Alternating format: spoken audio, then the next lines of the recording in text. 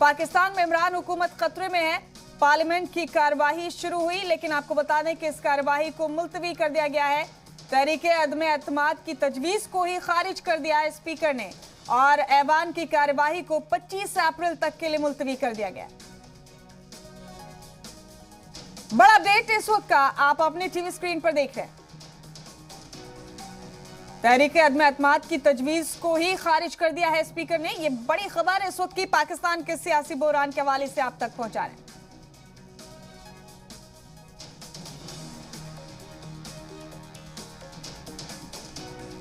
तमाम बड़े अपडेट, बड़ी खबर इस वक्त की आपके सामने पेश कर रहे हैं। पाकिस्तान से कार्यवाही को मुलतवी किया गया है 25 अप्रैल तक।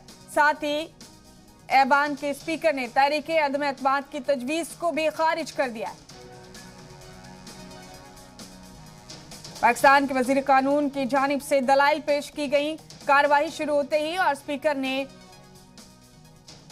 कार्यवाही को मुलतवी कर दिया है 25 अप्रैल तक। साथ ही बड़ा अपडेट यह है कि उन्होंने तहरीके अदम एतमाद की तजवीज को खारिज कर दिया है। यह बड़ा अपडेट आप देख रहे हैं इस वक्त का पाकिस्तान के हवाले से। अब क्या होगा, यह बड़ा सवाल है। फिलहाल कार्यवाही 25 अप्रैल तक के लिए मुलतवी की गई है। कई उतार चढ़ाव के दौर से गुजर रही है पाकिस्तान की सियासत इन दिनों, और इस बीच कई अहम अपडेट हमने आप तक मुसलसल पहुंचाए।